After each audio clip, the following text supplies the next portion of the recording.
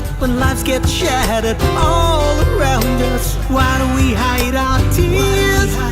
Keep living around our fears. The call to rise up this time defines us. We are one world. This is our world. We're one world family. One world family.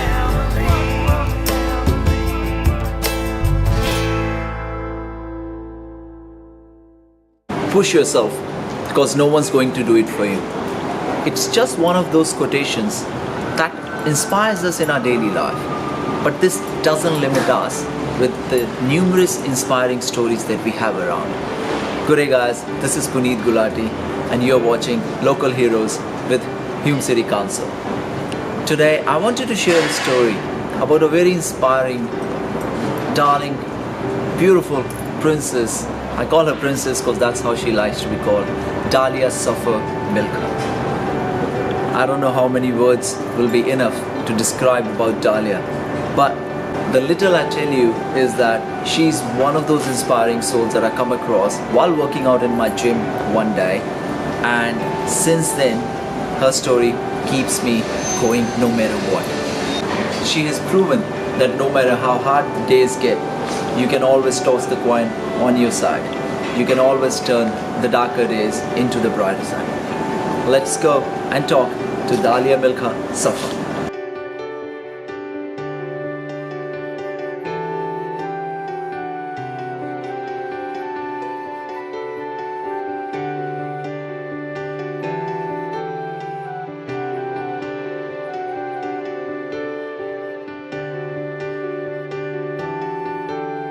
First it was relief because now there was a name for the scary symptoms that I was experiencing.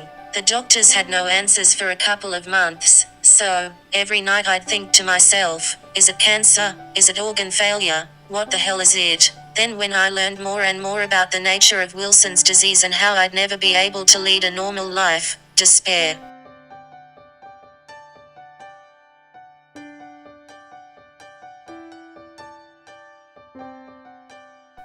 No, not really, because he didn't stick around long enough, but I'm in no way hostile towards him because it's unfair of me to want someone who didn't choose me, arranged marriage, to stick around.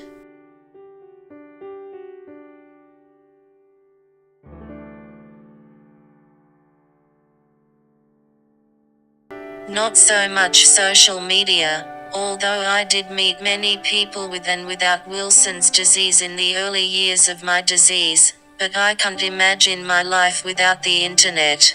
I would never have acquired 3 university degrees, currently working on my 4th. I wouldn't be able to work as an academic editor. I would never have learned about my disease, been able to publish a book, learned about health and nutrition.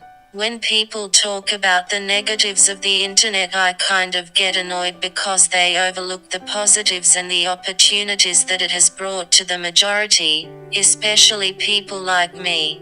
The only bad thing is it's made my posture worse, but that's my fault, not the internet.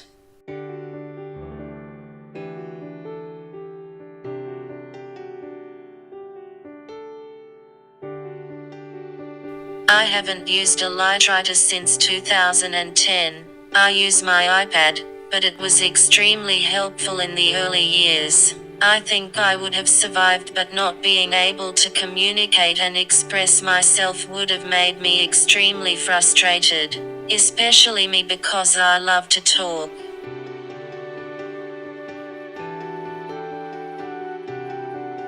I think humans have an innate desire to understand their bodies and environments, especially when something goes wrong.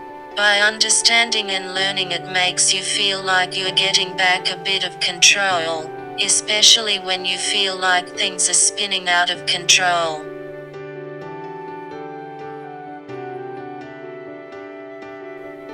Yes, most definitely exercise has become just as important as my medications. I was in a wheelchair for the first 9 years after my diagnosis, and I don't think that I'd be walking with a walker today without exercise.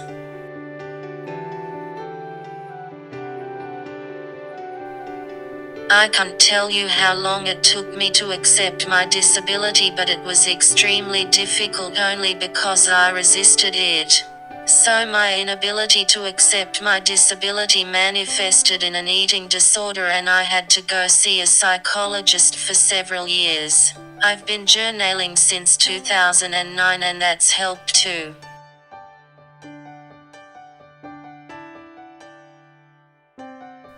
I did dabble in Buddhism for a while and it introduced me to meditation, which I cannot live without. Even though I don't meditate the traditional way, eyes closed, because I have a monkey mind.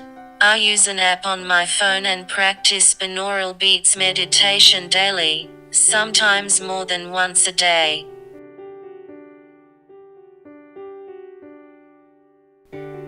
Having strong willpower, being determined and having positive thoughts are extremely helpful in helping a person overcome obstacles in life.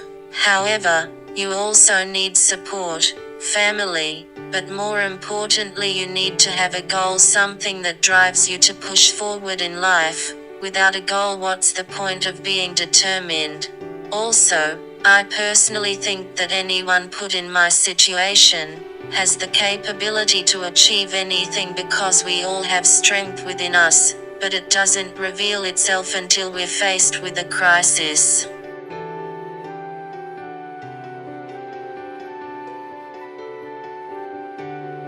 Yes, most definitely, as mentioned just before, that having goals in life pushes you forward.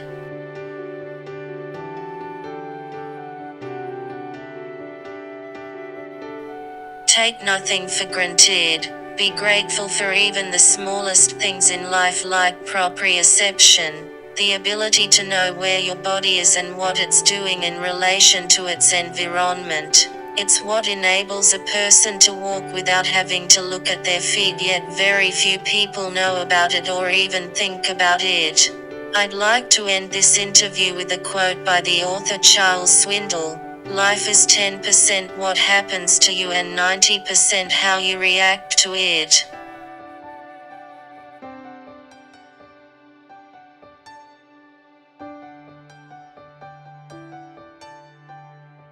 We are extremely proud of her, and we enjoy embarrassing her by bragging about her everywhere we go.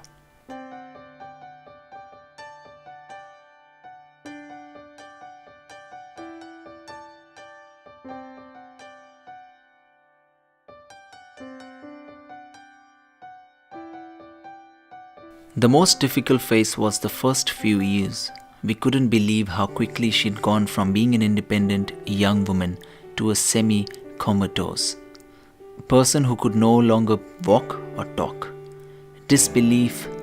Our proudest moment was when she stopped using her wheelchair and began to walk.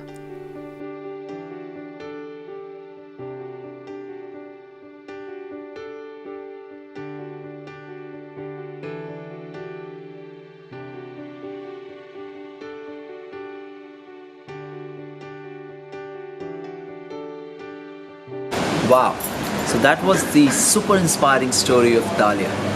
Someone truly said that life can throw stones at you, but what matters is, can you play cricket with them? I must say, this story only reflects that no matter how hard life gets, you can always do something to change it upside down.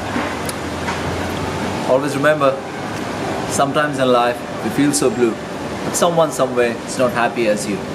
So keep spreading love and kindness, because someone somewhere is not happy as you. Thank you for watching One More Family.